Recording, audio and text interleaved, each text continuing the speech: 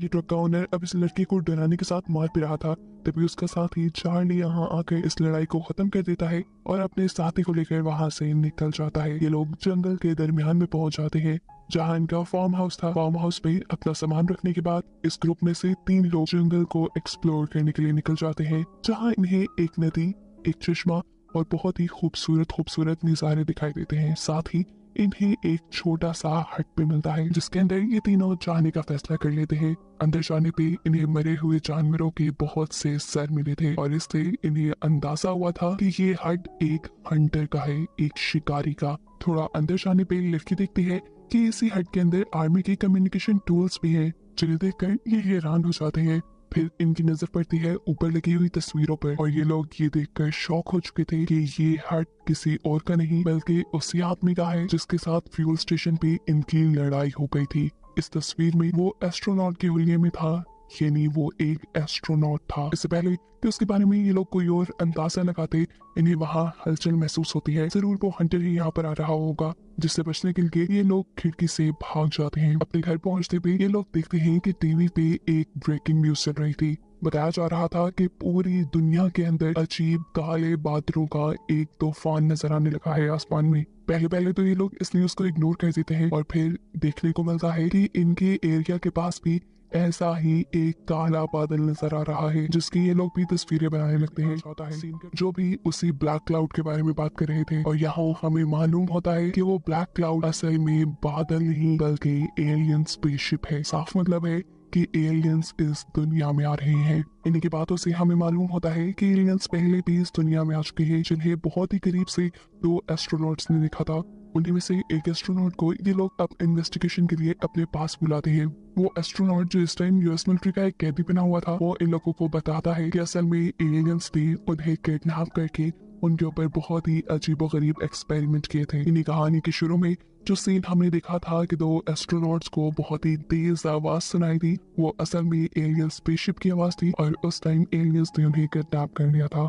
फिर अपने एक्सपेरिमेंट पूरे करने के बाद एकदम से एलियंस ने इन्हें छोड़ दिया और ये लोग वापस अर्थ पे आ गए। अर्थ पे आने के बाद इन्होंने हर इंसान को अपने ऊपर होने वाले एक्सपेरिमेंट्स के बारे में बताया। उनके बारे में न्यूज में भी खबरें चली, लेकिन लोगों को लगा कि ये दोनों एस्ट्रोनॉट पागल हो गए हैं, ये लोग झूठ बोल रहे हैं। किसी ने भी उनकी बातों पे यकीन किया ही नहीं। खैर सीन दोबारा प्रेजेंट में शिफ्ट होते हैं और वो एस्ट्रोनॉट अब अपनी कहानी ही यूएस मिलिट्री को सुना रहा था। इसी दौरान उन्हें मिलिट्री ऑफिस के ऊपर भी कुछ शोर सुनाई देता है और मालूम होता है कि एक एलियन शिप इनके मिलिट्री बेस के ऊपर है।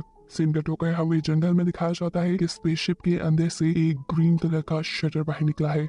जंगल में मौजूद हंटर भी दूर से सब देख रहा था। यहाँ हमें पता चलता है कि हंटर वही दूसरा एस्ट्रोनॉट था जिनके ऊपर एलियंस ने एक्सपेरिमेंट किया था।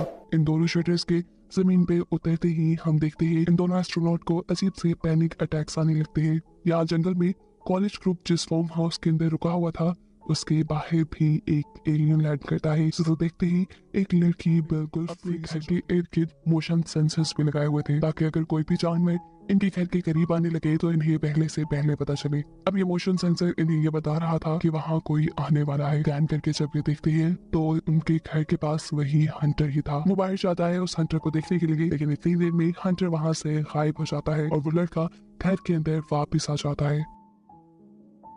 इस लड़की का नाम था रॉ। उसके घर के अंदर की तरफ बढ़ते ही हम उसके घर के बाहर एक चिपचिपी सी चीज देखते हैं जिसके ऊपर उसकी भी नजर पड़ जाती है और वो डर कर घर के अंदर भाग जाता है। हमें देखने को मिलता है कि इनके घर के इर्द भी बहुत से एलियंस थे। ये बात जानकर ये सब बुरी तरह डर चुके थे। अचानक ही इन्हें अपने किचन में से कोई आवाज आती है। लोग वहाँ जाकर देखते हैं तो इन्हें जेली फिश की तरह एक एलियन ड्रोन नजर आता है। ये जेली फिश जैसा ड्रोन इनके पूरे घर में ऐसे घूम रहा था जैसे वो उनके घर की इंस्पेक्शन कर रहा हो। ये सब लोग उससे डर रहे थे, लेकिन ये बिना इन सबको नुकसान पहुंचाए वहां से निकल जाता है। अब इन सब की सबसे बड़ी परेशानी ये थी कि एक एलियन भी इनके घर में घुस चुका था, जिसको मारने के लिए वो अंधाधुंध यहाँ फायरिंग करना शुरू कर देता है और ऐसे में एक गोली उसकी दोस्त कारा को ही लग जाती है। ये लोग उसे बचाने के लिए जल्द से जल्द यहाँ से लेकर जाना चाहते थे, लेकिन जब तक ये लोग गैरेज में पहुंचे तब तक उस लड़की की मौत हो चुकी थी। अब ये चीज रॉ की दिमागी हालत को खराब कर चुकी थी कि उसने खुद ही अपनी दोस्त को मार दिया। इसी खराब दिमागी हालत के चलते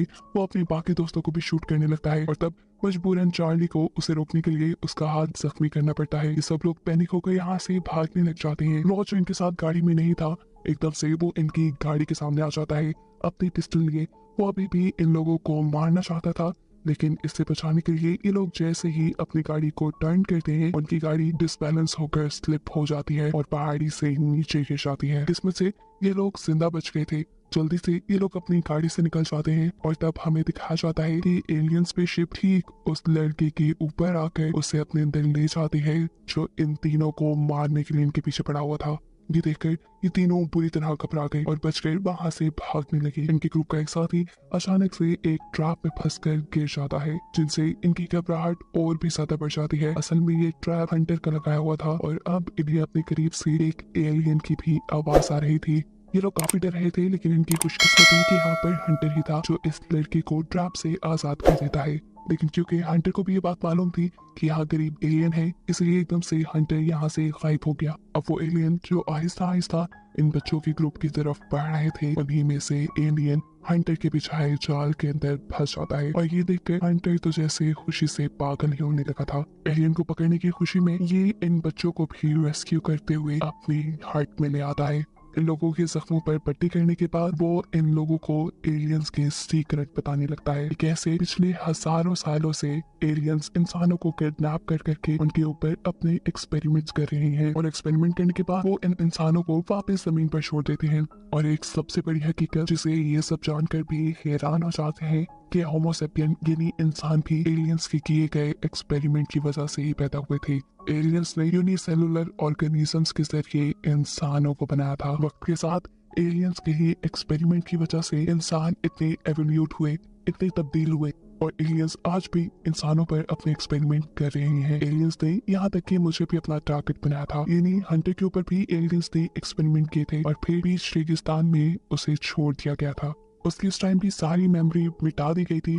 जिस टाइम उसके ऊपर एक्सपेरिमेंट हुआ था उसे कुछ याद नहीं रहा था, लेकिन फिर वक्त गुजरते साथ साथ मुझे सब याद आने लगा और अब उन एक्सपेरिमेंट्स की वजह से मेरे अंदर टेलीकाइनेसिस की भी पावर है, यानी मैं अपने दिमाग के जरिए चीजों को कंट्रोल कर सकता हूँ। अब एक लड़का सवाल करता है कि आखिर एलियंस एक्सपेरिमेंट कर क्यों रही है। जवाब में हंटर बताता है जैसे इंसानों ने दूसरे प्लेनेट पर बंदर को भेजा था ये जानने के लिए कि वहाँ का एनवायरनमेंट इंसानों के लिए सेफ है या नहीं, ठीक ऐसे ही ये लोग इंसानों को अपनी तरह बना रहे हैं ये जानने के लिए क्या वो लोग अर्थ पर सरवाइव कर सकते हैं या नहीं।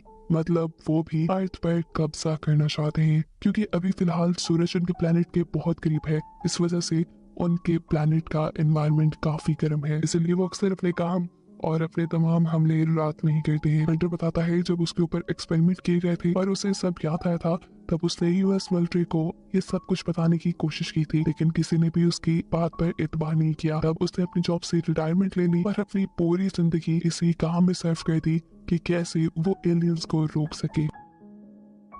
उसकी रिसर्च के मुताबिक उसे पहले ही मालूम था कि आज ही के दिन एलियंस इस दुनिया में आएंगे और बहुत सारे इंसानों को अपने जैसा बनाने के लिए किडनैप करेंगे। अब क्योंकि हंटर के हाथ भी एक एलियन लग चुका था, वो अपना बदला लेने के लिए उसके ऊपर भी एक्सपेरिमेंट करने का सोचता है, लेकिन इससे पहले कि वो ऐसा करता, यहाँ पर एक दूसरा एलियन अपने ड्रोन के साथ आ जाता है। वो इतनी बुरी आवाज निकाल रहा था कि इन सबका सर और कान फटने लगे थे, खास तौर पर हंटर के, क्योंकि उनके ऊपर एलियन ने एक्सपेरिमेंट किया था और उसे टॉर्चर करने के लिए ये एलियन ये साउंड निकाल रहे थे। तंग आकर ये तीनों बच्चे हंटर के इस हट से निकलने का फैसला करते हैं, लेकिन उनका एक साथी जो बहुत ही ज्यादा जख्मी था वो इनके साथ भाग नहीं पाता, इसलिए उसे वो इसी हट में छोड़कर बाकी दो लोग बाहर निकल आते हैं। आगे आने के बाद एलियन का स्पेसशिप उन्हें अपने अंदर खींच लेता है। इन्हें पता चलता है कि पिछली रात बहुत सारी एलियन स्पेसशिप दुनिया में उतरी थी, उन्होंने बहुत सारे एक्सपेरिमेंट या कुछ भी इंसानों के साथ किया गया है, तो उसके बारे में इंसानों को कुछ याद नहीं। एलियंस तो अपनी प्लेनेट पे वापस लौट रहे थे, लेकिन अब न्यूज में यह बताया जा रहा था कि इन इंसानों को यूएस मिलिट्री वाले अब दूसरे इंसानों के लिए खतरा मान रहे थे, इसलिए यूएस मिलिट्री इन सभी इंसानों को पकड़ने का ऑर्डर दे देती है। ये लोग भी जानते थे कि इन लोगों को भी जल्द ही पकड़ लिया जाएगा, क्योंकि इन सब की बॉडी पे भी एलियंस के निशान थे। बिना वक्त आया कि ये लोग अपने घरों के लिए निकल जाते हैं, लेकिन रास्ते में ही पुलिस इन्हें रोक लेती है। अब तो ये पकड़े ही जाते, इससे पहले कि ये सब उन्हें पकड़ लेते, चार्ली वक्त रहते ही अपने अंदर की टेलीकाइनेसिस पावर को ऑब्जर्व कर लेता है और इन्हीं पावर्स का इस्तेमाल करते हुए वो पुलिस ऑफिसर की गन को उनके हाथ से छीनकर खुद पकड़ के उनके ऊपर हमला कर देता है। उसकी फायरिंग के जवाब में पुलिस वालों ने भी यहाँ फायरिंग की थी, जिसके चलते उसके काफी सारे साथी मारे गए थे और इसके बदले में चार्ली ने भी उन सारे पुलिस ऑफिसर्स को मार दिया था। यहाँ जख्मी हुई उसकी दोस्त एनी एकदम से अपने आप को खुद ही ठीक कर लेती है, यानी उसके अंदर हीलिंग की सुपर पावर आ चुकी थी, जिसके बाद वो उठकर अपने सभी साथियों को भी हील कर देती है और ये सब भी जिंदा हो जाते हैं। और ऐसे हमें मालूम होता है कि ये लोग इमोर्टल हो चुके हैं, यानी ये अब कभी नहीं मरेंगे और इन्हीं को दिखाते हुए ये कहानी यहाँ खत्म हो जाती है।